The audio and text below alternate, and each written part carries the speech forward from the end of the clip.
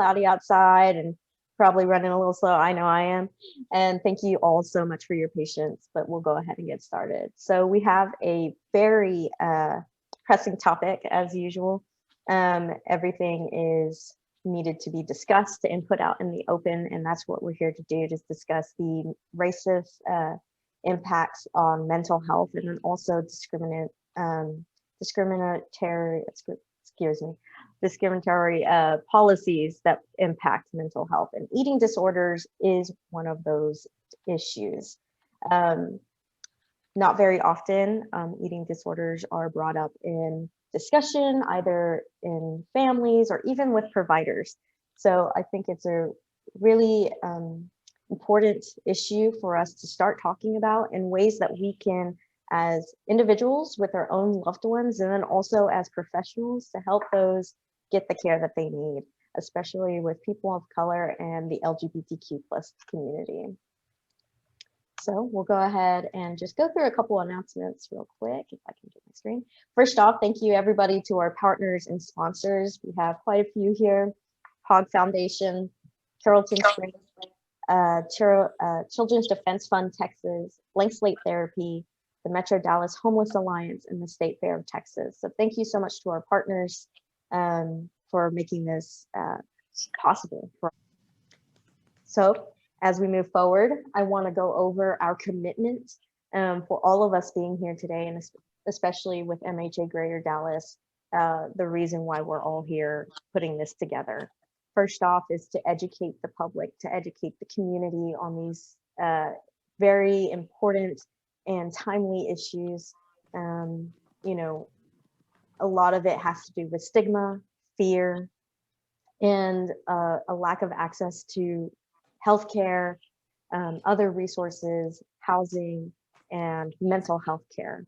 So we're here to educate ourselves, to start opening avenues so that we can start breaking down these barriers to mental health care, and then also to eliminate these racial traumas amongst us.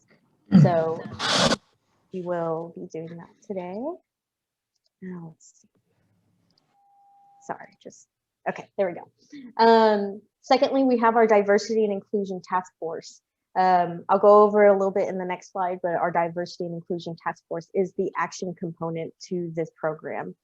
Here is the education component. The action component is all of us getting to a group. It's the third Thursday of every month, and we're putting together a model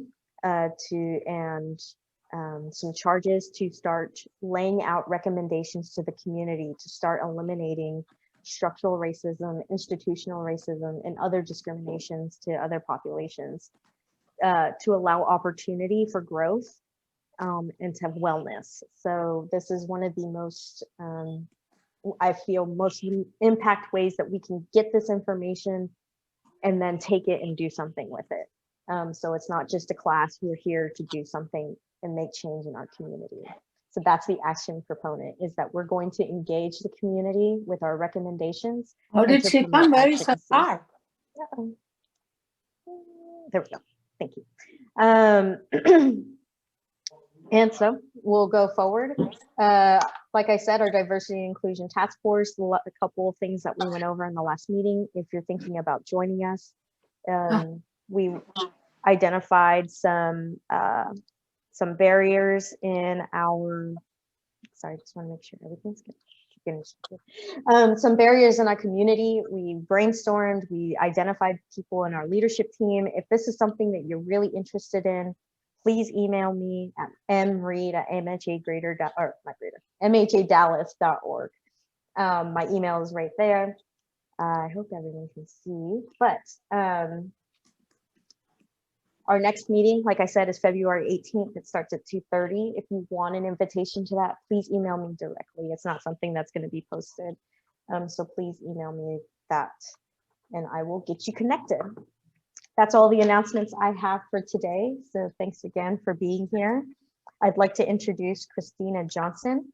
She is an encouraging dietitian. Christina Johnson is a weight-inclusive registered dietitian who works with disordered eating, eating disorders, and intuitive eating. She practices from a health at every size social justice, trauma-informed, and person-centered approach. She advocates for equity and inclusion at all levels of eating disorder treatment. She uses social media to provide education and awareness around issues that intersect with food and bodies. She is the host of a podcast called Intuitive Eating for the Culture.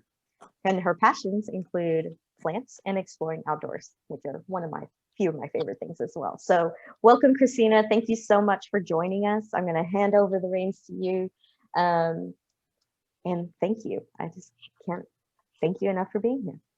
Thank you for having me. I'm going to share my screen here. So today we're going to talk about eating disorders and disordered eating in people of color and also in the LGBT community, and the sort of overlap that those two have. I have the fortune of working in eating disorders, most days of the week, and it's something that I'm really passionate about. And it's something that as I've continued to work, I've noticed just how much people of color are not, their symptoms are not being recognized, their suffering is not being seen. And so I just wanted to shine a light on that today. And so these are our learning objectives for today. And I'm going to provide you, and I'm not going to like belabor these points because I don't like reading the DSM. If you like reading the DSM, that's you. But I will say that I'm going to put these in a specific order. I put binge eating disorder first because that is the most prevalent eating disorder that we have. And so I think that's the one that we should be talking about more often.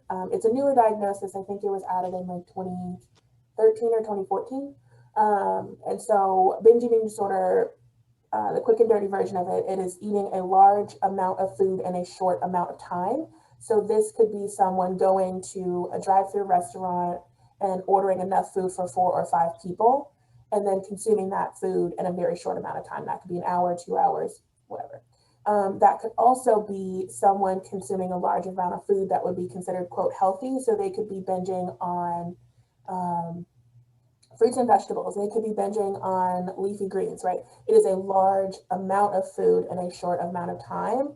And then the hallmark of this is feeling out of control and feeling a sense of guilt and shame. And so oftentimes when these clients come in to me, they are very, they don't want to talk about it.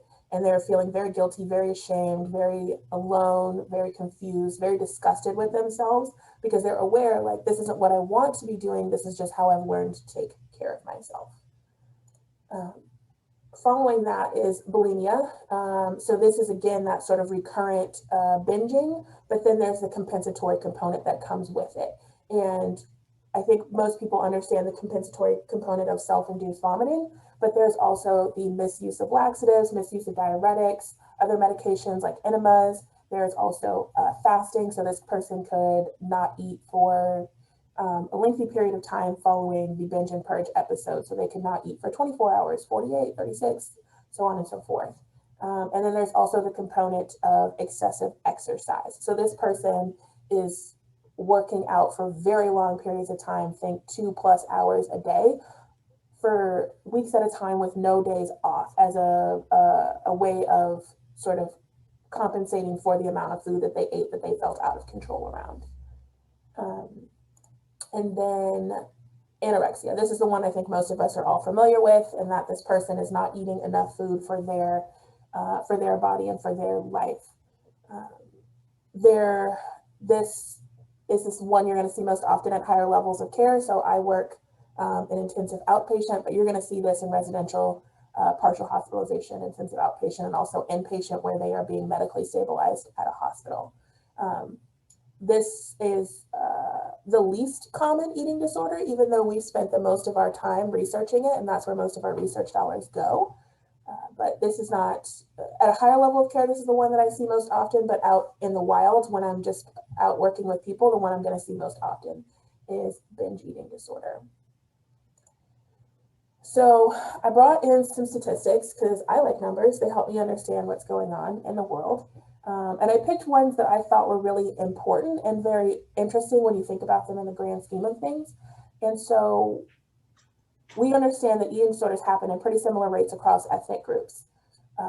But the interesting thing is that more often than not, people of color are not going to receive help for their disordered eating or eating disorders.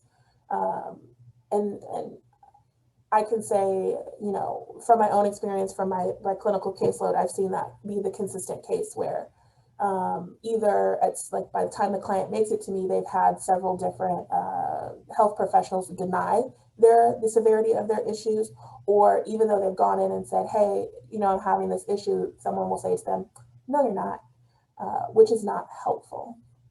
And one of the things that we're learning as time has gone on is that eating disorders and disordered eating affect males just as much as they affect females. And actually they affect a higher proportion of females who identify as gay or bisexual, and a majority of the males who have eating disorders are actually heterosexual. There's a sort of misbelief or myth that the majority of males who have eating disorders are gay, bisexual, trans, whatever, and that's actually not the case. And then this statistic right here is 10 years old, but I think it's really important, is that Black teenagers are 50% more likely than white teenagers to exhibit bulimic behavior, such as binging and purging. 50% more likely. And we're going to come back to that stat as we go through this presentation. Some more numbers. Between 1999 and 2009, it was a good time, I remember it. The number of men that were hospitalized for eating disorder related behaviors increased over 50%. So we are starting to recognize that this is happening in other people, not just skinny white affluent girls, which is sort of they call it swag. That's who we think has eating disorders the most often, when in fact it's equal opportunity lender. In a survey of college students, transgender students were significantly more likely than members of any other group to report an eating disorder diagnosis in the past year. And I have my thoughts on this amidst some research, and we'll continue to talk about that fact as we move along. And then subclinical eating disorder behaviors are nearly as common among males as they are among females. Subclinical eating disorder behaviors is that disordered eating that's not quite at the threshold for a clinical diagnosis. So this person could be, you know, if we're thinking bulimia, they could be binging and purging once every other week, right? Once a week for 3 months is where you start to hit the diagnosis. And so they're doing it once every other week for a longer period of time. For the youth, in one study, 60.9% of LGBT adolescents reported engaging in at least one disordered eating behavior within the last year, which is pretty scary when you stop and think about it, because they're young, their bodies are still developing, their brains are still developing, and they are not getting adequate nutrition or engaging in behaviors that would interrupt their growth, their physical growth, and their mental growth as humans. And then this particular fact, which I have my own feelings about, but we shall talk about it. When presented with identical case studies demonstrating disordered eating symptoms in white, Hispanic, and African American women, clinicians were asked to identify if the woman's eating behavior was problematic. 44% of the white women, 44% identified the white woman's behavior as problematic. 41% identified the Hispanic woman's behavior as problematic, and only 17% identified the Black woman's behavior as problematic. The clinicians were also less likely to recommend that the African American woman should receive professional help. So there's a lot of numbers happening in there. But the one that I think I really want to focus in on is the fact that only 17% identified the Black woman's behavior as problematic, even though they were given identical case studies. Identical, meaning that nothing was changed except ethnicity. If you've seen case studies as it relates to this, usually they'll change the name and they'll give it a more ethnic name so that you can quickly tell what ethnicity they're coming from. And they were less likely to recommend that they receive professional help, whether that's going to see a therapist for their eating disorder, a dietitian for their eating disorder, going to a higher level of care, intensive outpatient, partial hospitalization. So with that sort of background information, I wanted to talk about how does this actually show up in people of color. And it's not that different from our white counterparts and how disordered eating and eating disorder shows up, but I think there are a few key differences. And so the more common things are chronic dieting, detoxes, cleanses, right? Like a liver cleanse or a colon cleanse. going keto or paleo or any other restrictive diet like Whole30, and continuing to do it over and over and over. The one I've been seeing more recently is like going alkaline, like an alkaline diet, going vegan with no understanding of nutrition, not working with someone who understands vegan nutrition or vegetarian nutrition to help them get the proper amount of energy, protein in during the day. One that I see pretty often is skipping meals to reduce hunger during the day. So skipping breakfast so that you're not as hungry at lunchtime, or skipping breakfast and lunch so you're not as hungry at dinner time. Obsessively working out to change body size, shape, or weight.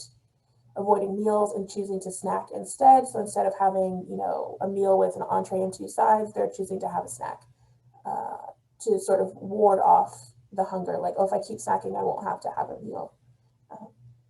Avoidance of specific foods or food groups. So I don't eat carbs. I don't eat, candy. I don't eat baked goods. I don't eat this. I don't eat that. Avoiding entire food groups. Going vegetarian for no particular reason, without, like you can go vegetarian for a number of different reasons, but if it continues to come back to, oh, well, I just want to lose weight, I want to lose weight, I want to lose weight, that's usually a sign that something is up. One that I think is particularly important in this case for the group of people we're talking about is the avoidance of cultural foods. So I have seen it many times where this person comes from a particular ethnicity, whether they are Mexican, Indian, Black, African, whatever, and avoiding the foods that are culturally appropriate for them. So this is someone who is avoiding the things that their parents would make at home, the things that their grandparents would make at home, and opting for things that would be considered more Western. So instead of having like a curry or something like that, or something that would make cultural sense, they're saying, I don't want curry, I don't eat curry, I don't like curry, and then opting for like a hamburger or pizza or something like that. And then the one that really does people in is the family acceptance and practice of disordered eating.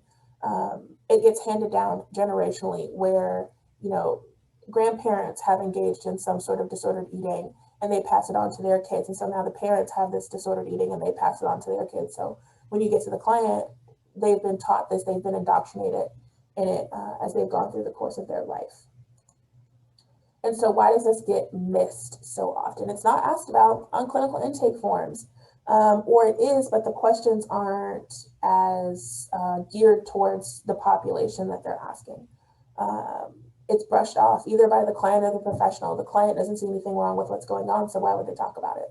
Or the professional thinks that this group of people doesn't get eating disorders, so why would we talk about this? I've had clients who, over the course of us working together, their therapist has said, oh, well, Black people don't get eating disorders. So they refuse to help them with their eating disorder or have caused harm in the process of trying to recover from their eating disorder. They are not in an obviously unwell body. So when I say someone's not in an obviously unwell body, more often than not, people think of, oh, this person has an eating disorder because they are clearly too thin. They clearly look like they have missed several meals, versus eating disorders don't have a look. Disordered eating does not have a look. You can exist in any body. You can exist in a small body, a large body, tall body, short body, whatever. It is what's happening mentally and then how that is presenting itself with their relationship with food. And so when someone's not in an obviously unwell body, people think, oh, well, it's not that bad. Or they're like, I don't really see it. You say that you're not eating, but you don't look like you're not eating. So that causes a lot of problems. They avoid the subject. So whether it's the client avoiding the subject, the professional avoiding the subject, someone is avoiding the subject. Let's see, weight stigma. So the belief that people in larger bodies are inherently less valuable, or that they are inherently lazy because they exist in a larger body, and how that shows up in diagnostic criteria, and that in order to have anorexia or be diagnosed with anorexia, you have to have a particular BMI, for lack of a better term. And then if you don't have that particular BMI, you have a separate diagnosis that's atypical anorexia, where it's just anorexia in a larger body. The myth that people of color don't experience poor body image, the myth that people of color don't experience eating disorders, the myth that people of color don't have a drive for thinness. Drive for thinness sort of shape shifts as you move through different cultures, but it is still there, in that each culture has its own ideal body type, and you are sort of driven to seek out that particular body type. And then when it's incorrectly diagnosed, or if it's diagnosed at all, when someone comes in and it's clear to me that they are struggling significantly with restricting and not eating enough food, but someone diagnosed them with binge eating disorder just because of the binging that was happening in response to the restriction, and then the body that they existed in. Again, that weight stigma piece. And so when I think about, you know, people of color and what's happening for them, I'm a child of the internet, so I put things in the cloud, right? Things that, you know, are impacting the way that they see themselves, the way that other people see them, the way that they are trying to move through the world. And so texturism, right? What texture is their hair as they're sort of coming up with their body image? What texture is their hair? What color is their hair? Microaggressions that they may be facing as they go out into the world because of their intersectional identities. Colorism, are they a lighter skin tone, a darker, deeper skin tone, undertones that are happening there? Socioeconomic status, what is their tax bracket? Disability, are they visibly disabled? Are they invisibly disabled? And what is the, what grade of disability are they at? Is it, are they able to moderately function out in society? Do they need several accommodations? One accommodation, what's happening there? Secondary trauma. So a lot of times eating disorders co-occur with trauma. And so what's happening there? Someone's sexuality, whether they are a first generation, second generation, third generation, so on, whether their immigration status, you're more likely to see some interesting relationships with food when someone themselves has immigrated to a new country, or when their parents were the ones that immigrated and they've grown up in the new country their entire life. The ways that racism impacts people's relationship with food, someone's gender identity and accessibility. So how does disordered eating affect people of color? So I've got a few slides here, and they're really a synopsis of what I see when I'm working with someone and the ways that their eating disorder is showing up. And so disordered eating dulls someone's emotions. They are less likely to feel these intense emotions. They are less, if they're feeling anything at all, usually they're doing this to help numb themselves. And so this is a maladaptive coping skill to help them manage really uncomfortable emotions. And I thought it was lovely timing that Taraji P. Henson has a Facebook show, of all places. And she was talking to Gabori Sidibe about her eating disorder as it sort of to piggyback on the Salt and Pepper documentary that had come out. It was like a Lifetime movie. And I thought it was really interesting the way that she described the purpose of her eating disorder, because she was diagnosed with bulimia. And what she said it was about me surviving the day. I found a fun little button, and on top of that, people were like, "You're looking good." It's like a self-defense mechanism. It truly was about how it stopped me from crying. It felt like it was controlling my emotions. And with almost all of my clients, that is the same sort of sentiment that I get from them all the time, is that this is what's helping me control my emotions. This is what's helping me push this emotion back down that I don't want to feel, push this memory back down that I don't want to feel, push away these microaggressions that I don't want to feel. For some, avoiding cultural foods help them assimilate into environments that ostracize cultural foods. So I think we've gotten a little bit better as a country, but you know, thinking that particular world cuisines don't smell very good or very like a loud, more pungent odor. And so in our younger clients, especially ones who are first generation immigrants, or like they immigrated with their parents and they remember life in the old country and in the new country, or their parents immigrated and then had them here, or they are the first generation to move up a socioeconomic class. So if they grew up in poverty and they have gone one step up from poverty, they are more likely to avoid eating cultural foods, especially in public, for fear of ostracization. And this is a way to create a separate identity for them. So their parents are old country, and they're like, well, I'm not in the old country. I don't live there. I don't know that life. Okay, I am American. I am, you know, a Texan, whatever the case may be.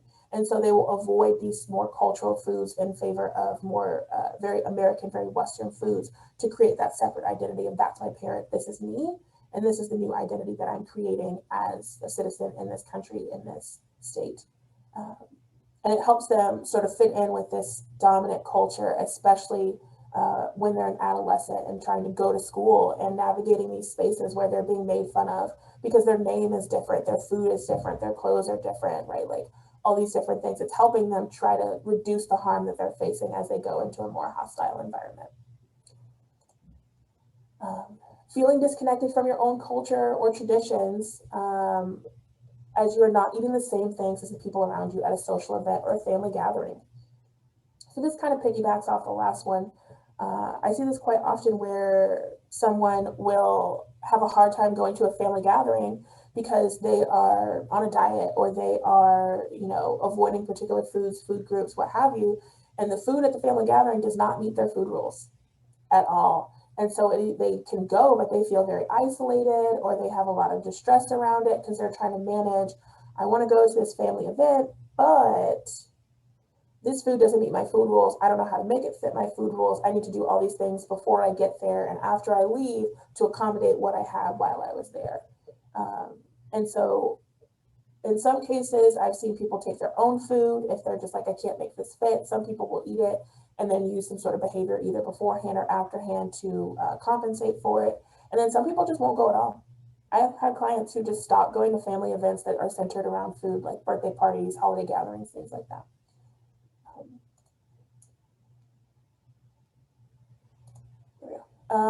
And I've seen this one a lot more recently, and so I wanted to bring it in. The distorted religious practice that is incongruent with the original spiritual understanding.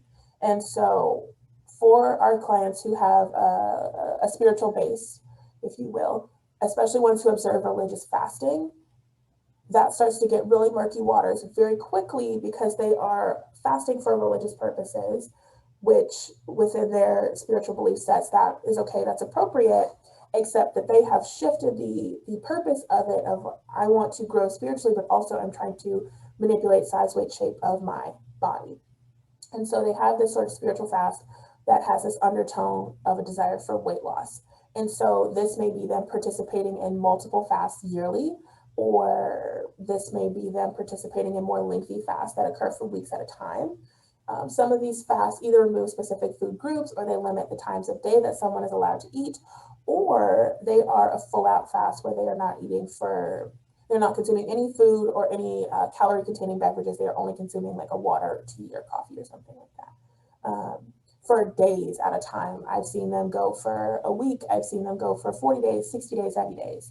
And how that impacts someone's mental health, most certainly, but also how that impacts their physical health because they are clearly not getting enough nutrition. And one of the hard things is that it is really difficult for the client to sort of differentiate what's happening there because it's gotten so twisted and so warped that they see what they're doing as a good thing for their spiritual health, even though it is causing them harm in their mental health and their physical health.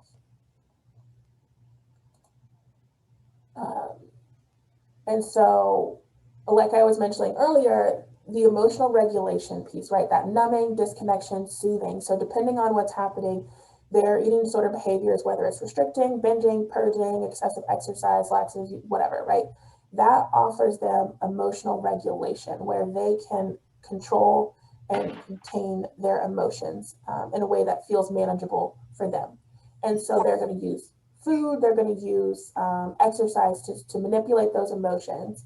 And this could be in response to any stimuli. This could be in response to they got a bad grade on a test, they got a bad report at work, they got someone said something mean to them while they were out in the world. This could be someone, called them a sort of a racial slur, or it could be literally a response to anything, but it's how they've learned to navigate the world and how they've learned to navigate their emotions. And so in people of color, it's important to note the connection between microaggressions and their response with food. And I put one in here, and when I first heard this quote, I was like, man, that's good. Microaggressions are only micro for the aggressor, right? So the person that's doing the microaggression, this seems like a really small thing. They probably maybe don't even know that they're doing, but for the person that's receiving that aggression, it is usually a large thing, especially when they start to add up. And so the person that's experiencing these microaggressions oftentimes has a cascade of internal responses that range from emotional to physiological. I saw a stat once in a study that the anticipation of the microaggression, right? Thinking that I'm going to go out into the world and someone's going to call me an angry Black woman sends my blood pressure up, whether or not somebody actually called me an angry Black woman. And so having those sort of responses, and again, this person trying to manage that response, trying to push that down, trying to appear almost sort of as like a blank slate where I can take anything. You know, no one's going to hurt my feelings because I can't feel anything. And so I wanted to shift gears a little bit here and talk about the fact that eating disorders do not occur in a vacuum. So I'd say like at least 90% of the time when I am working with someone, it is usually occurring with some other mental illness. More often than not, I see it with depression and or anxiety, sometimes both depression and anxiety. But then there's also, it's frequently seen with bipolar disorder, borderline personality disorder, post-traumatic stress disorder, obsessive compulsive disorder, and substance abuse disorder. I think there's a stat that says 50% of people with an eating disorder also have a substance abuse disorder, which is pretty interesting. And so when we think about this and how these things are intertwined, again, it's sort of that emotional regulation piece, right? If we think about anxiety, someone feeling really out of control, feeling a lot of worry, a lot of concern, using their eating disorder behaviors can help them calm back down. It soothes them, helps them bring them back down to a bit more of a manageable baseline. If we're thinking about PTSD, someone using their eating disorder behaviors to push away the flashbacks, to push away that sort of body reaction that's happening for them. The interconnection between OCD and eating disorders is pretty wild.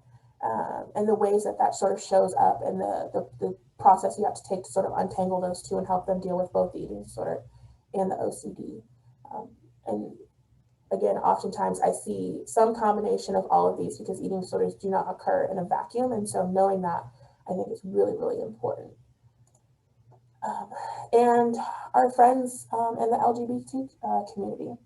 I pulled some more stats specifically related to this, especially LGBTQ people of color are more likely to live at or below the poverty line due to systemic oppression. Whether it's a difficulty finding a job, keeping a job, difficulty with housing, you know, whatever the case is for them. A study in 2015 revealed that 29% of transgender folks were living in poverty. And in that same study, 30% reported experiencing homelessness at some point in their lifetime. Living in poverty and experiencing homelessness greatly impacts someone's relationship with food. Living in poverty usually results in someone experiencing food insecurity, in that they either do not have consistent access to the food that they need, or they do not have access to a variety of food. They have a very narrow set of food that they have access to. This could be related to they are living somewhere where there's food apartheid, where maybe there's only one grocery store and that grocery store doesn't have a wide variety of food, or there are no grocery stores and they have to hope for the best with the local convenience store, the local gas station. And it's sort of a misnomer that people who have food insecurity can't have an eating disorder or disordered eating. That's very false, very false. You can, in fact, live in food insecurity and have an eating disorder. Those two, I've seen a really huge overlap in the clients that I've worked with, where at some point in their life, they've experienced food insecurity, and that sort of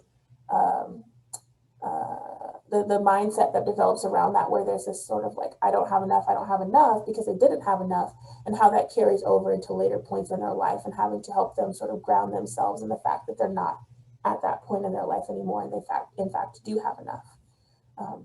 And within this group, and with all the people we've talked about today, they are more likely to use food as a way to cope with minority stress, right? We talked about using food as a way to cope with microaggressions. They're using food as a way to cope with minority stress if their gender or sexuality is more apparent to other people in a way that they are being ostracized, othered, pushed out, what have you.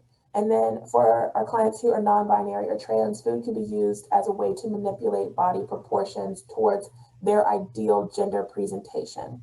And so what you will see is them choosing to engage in these really interesting food rules as a way to manipulate their body towards a more masculine appearance, a more feminine appearance, a more androgynous appearance, whatever their ideal gender presentation is. They're using food and or exercise to manipulate their body proportions to present in a way that's more in line with who they are.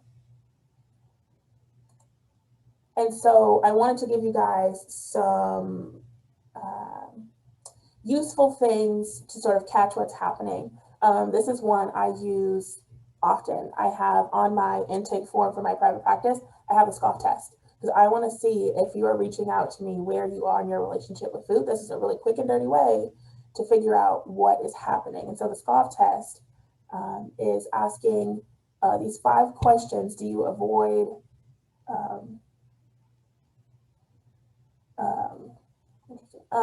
so, you know, do you avoid certain foods or food groups? Do you avoid eating in front of others? Do you look up nutritional information for at least half of the food you eat? Do you look up nutritional information at restaurants before you decide to go, if you are allowed to go out to eat? These questions are not the Scoff Test, but these are some other questions that I ask. What are the intentions behind the dietary practices that are related to your religious observances? Do you replace specific foods in recipes to make them healthier, right? These healthy swaps that people might be engaging in.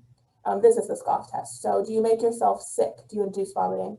Or this could be laxative use, whatever. Because you feel uncomfortably full. Do you worry that you have lost control over how much you eat?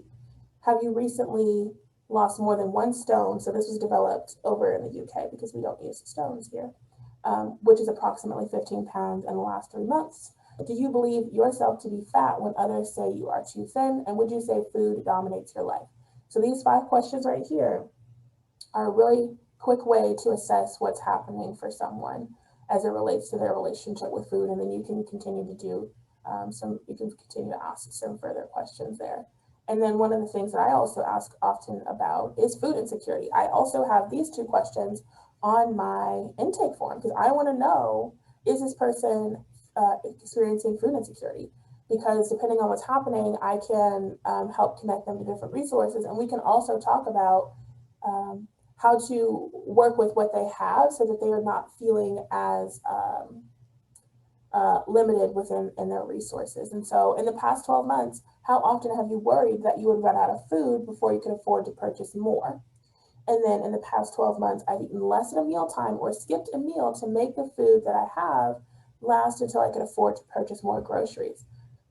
I think these 2 questions are great, and they provide a lot of they actually provide a lot of information. If someone, you know, checks yes, in the last 12 months I've eaten less at a mealtime or skipped a meal, I'm going to ask them some questions about how often this is happening, how they sort of navigate this, because what we've seen in the research is that this second question here often happens with parents, where a parent will skip a meal or only have a portion of a meal to make sure that their children are eating.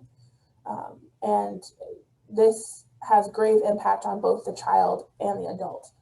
Because what we've seen is a sort of epigenetic where if the parents have this sort of situation go on, their genetic material is altered in a little way so that now each generation after them has is more prone to feeling this sort of out of controlness around food, especially as it relates to food insecurity.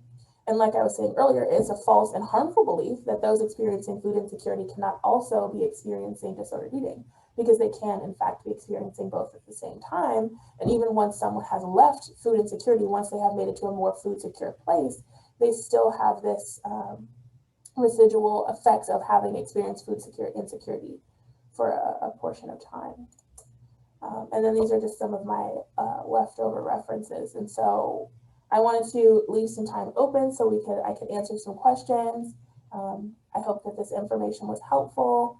I pulled a lot of this from both research, but then also what I've seen in my practice at different levels of care and in private practice.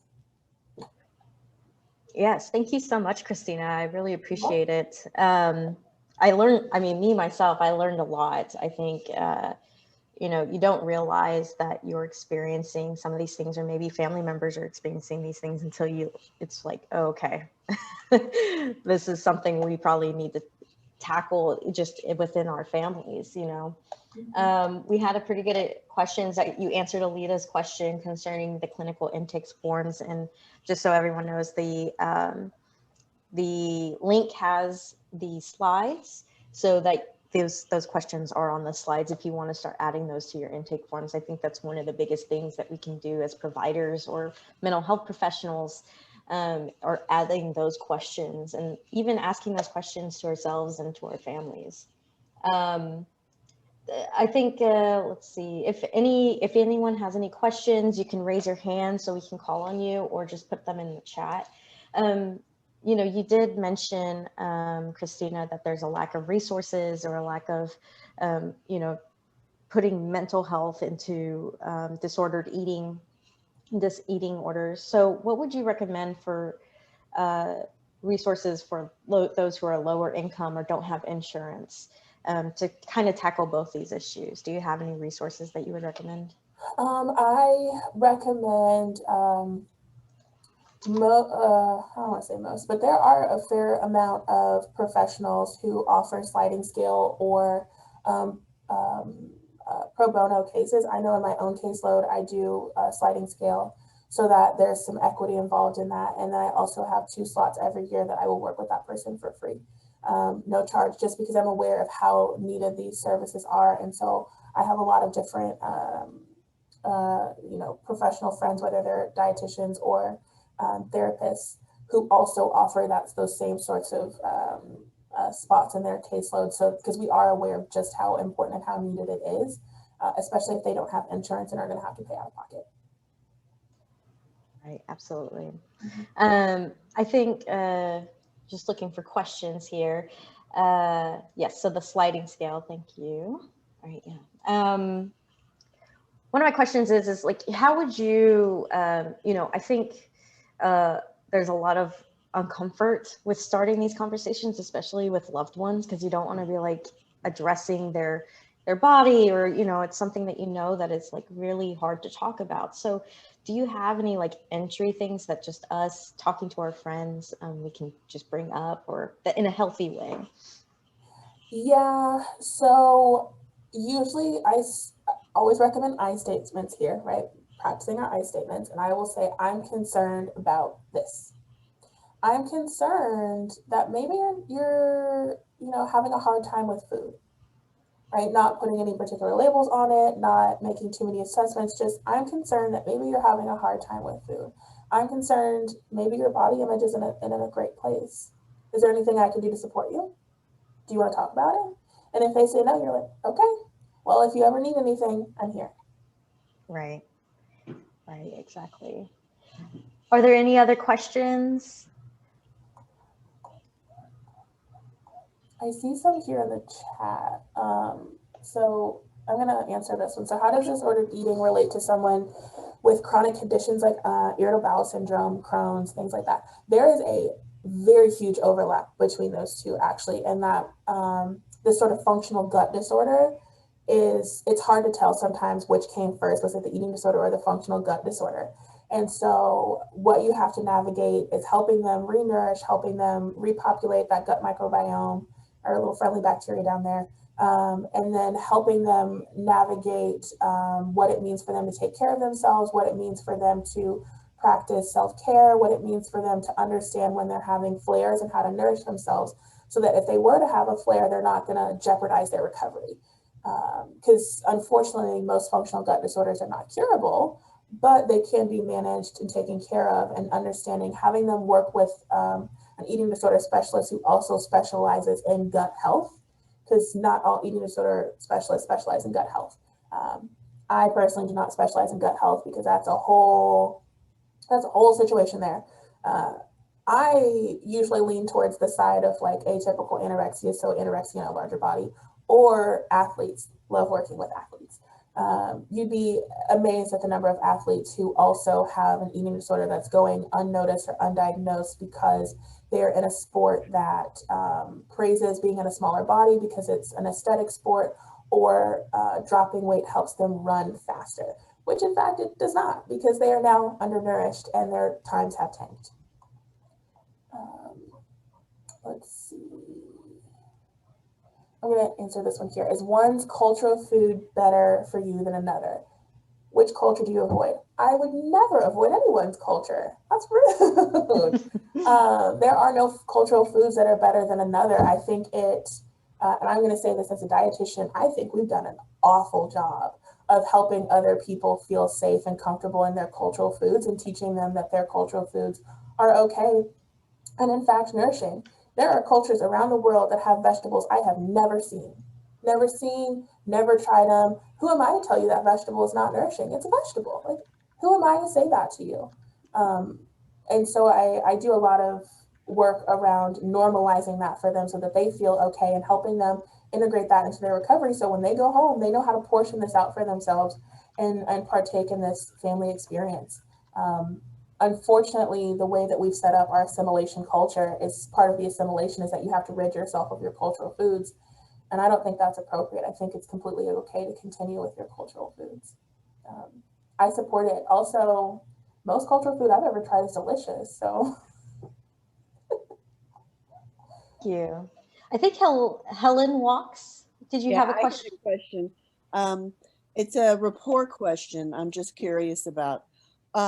Do you find, as a nutritionist, and I guess this question applies to us in the counseling and therapy business, do you find that there's a correlation with people of color that in general will respond better to a counselor or a dietitian if they are the same background?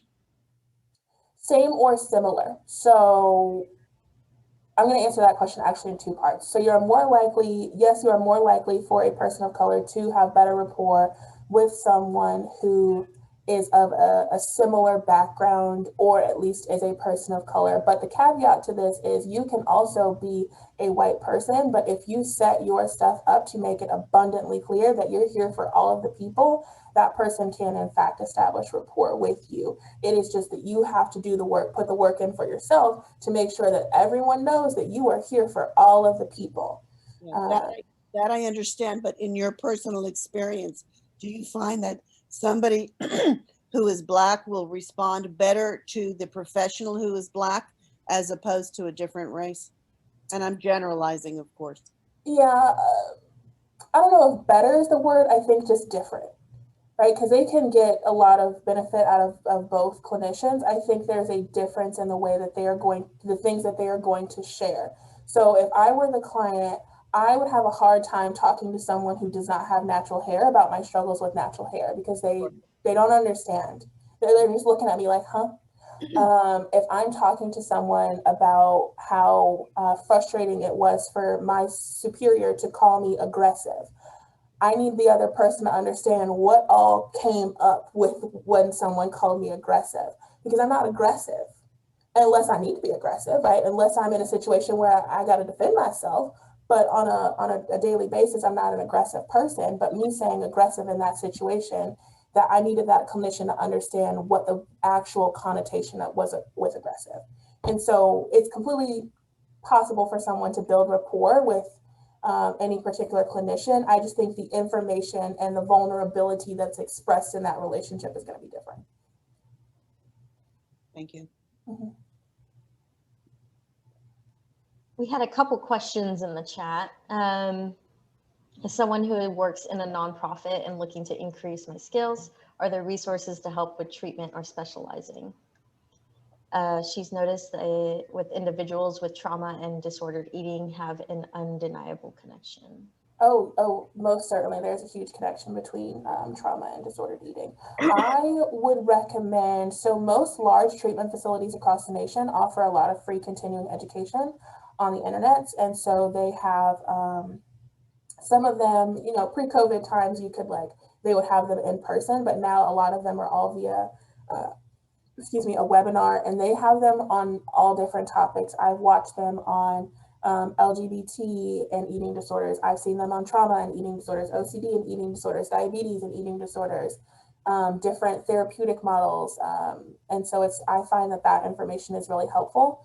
And then they also have different resources to get you connected, so you can get connected as a referral source. If you're working with people and you realize, hey, this eating disorder, this disordered eating is interrupting the work that I'm able to do with this person, you can refer them to a different facility to help them navigate that eating disorder space. And most facilities have some sort of scholarship program available. So if this person really does need the help but cannot afford to do it, they can scholarship them in so that they can get some work done. Right. And Sandy's asked, how would you start the conversation with someone who may be obsessed with clean eating and exercise, perhaps orthorexic, but views all their behaviors as pursuing health? I'm smiling and laughing because I have that conversation at least once a day, where one of my clients is sort of at that point. And usually I will start the conversation with, you know, I'm really glad that you are concerned about your health and you want to pursue your health, but I'm concerned that your health is at risk because of your pursuit of health. I'm concerned. I'm concerned. I'm noticing these particular things. And so if I have, depending on how well I know that person, hey, I'm concerned because you have a hard time when we want to go out to eat and you're having a hard time finding something. I'm concerned because you're skipping time with us to go work out. That's concerning to me. Is everything okay? Yeah, I love that you put it that way. I mean, because I feel like, you know, it's all, I don't know, in my experience and some of the experiences that I've heard through family members is, you know, it's always kind of, it feels like an attack, you know, so using that I'm concerned is just saying, okay, this is me, but we're worried about you. Yeah, that's very helpful. Thank you. Mm-hmm. Any other questions? I can't see everybody, but more than welcome to put in the chat. As before, I've been posting a link to the slides and then also to our post-presentation survey. Please complete that. Even if you're not wanting a CEU, that's okay. We'd love to hear back from you. I know Christina would like probably to hear back from you. Hey, well, thank you, everybody. Our next, we're pretty much doing these on the second Tuesday of every month. And so just kind of keep that on your calendar. I'll be sure to, the next one does fall on the 9th. So just by the way, March looks just like February if you haven't looked at the month yet. So that's not confusing. But thank you so much, Christina. All your information has been extremely helpful. I think, you know, I feel that eating disorders and disordered eating, I mean, just for the fact of me learning something, disordered eating is something within itself, right? It's just the way we view food and our relationship with food and with our bodies. And I think that's a lot to learn there about how we can engage with our family members, our loved ones, and our community. And then also as professionals.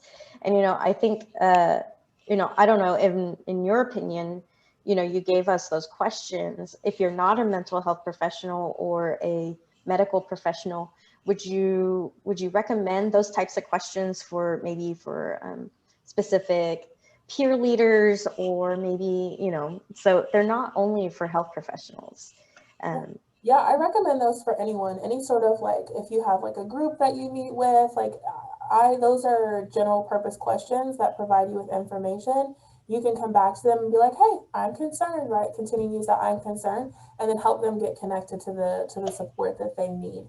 Because oftentimes, even if they're feeling not ready or resistant or having a hard time because, you know, there's this distortion that's happening for them mentally, I have yet to have someone not be thankful that someone stepped in for them and said, hey, I'm concerned, something's up. Thank you, Christina. And I'm just going to post the link to her bio in the chat. So if you guys want to access any of her information, there's her email, her Instagram, her LinkedIn, and her website. Please check her out. And you also got a podcast, is that correct? I do. Yeah. So tell us a little bit about your podcast, actually. I love podcasts, so go for it. Yeah. So it started as this sort of like, I needed some space to like talk about the things that I feel like are not being talked about on the internet and on other podcasts. Because at the time that I started it, I didn't know any other people of color who were like visibly people of color who had a podcast on intuitive eating. And since then, I think I'm still one of like a handful of people of color who have a podcast on intuitive eating. And so if you're unfamiliar with intuitive eating, it is a framework with which you nourish yourself from your own sort of internal cues, hunger, fullness, what sounds satisfying to you, what sounds nourishing to you, as opposed to following these sort of external rules of like, this diet says you should eat that, that diet says you should eat this. And so it's a podcast where I get to talk about all these different intersections that are happening of like, what does it mean for you to have body image in the middle, especially as a person of color? What does it mean for you to have body image in the middle of social unrest? And how that impacts the way that you are experiencing your body, especially if there's some body terrorism that's at play at that moment in time. And just different topics about food, what it means to nourish yourself. And I keep them pretty short because I'm aware of who my audience is. Most of the people that are listening have attention spans that don't really go past 10 to 15 minutes. So they're nice little bite size, like you can do it on your, 10-minute commute to work or whatever the case is. Yeah, that's awesome. It's good to know. I'm going to have to give it a listen for sure. All right. Any other questions before we log off today? I don't think I saw any in the chat room. Yes, thank you so much, Christina. We really appreciate you. Please contact Christina if you have any other questions or, want to get in touch with her and probably connect her to any resources or people that you may think or need to connect them with. I forgot to post the link for Adolescent Symposium here. Those who have questions are more than welcome to, I don't know why I have some extra stuff in there, to email me at mreed@mhadallas.org. I will put that in the chat as well. But thank you so much for joining us. I look forward to seeing you all next month. And y'all have a great day.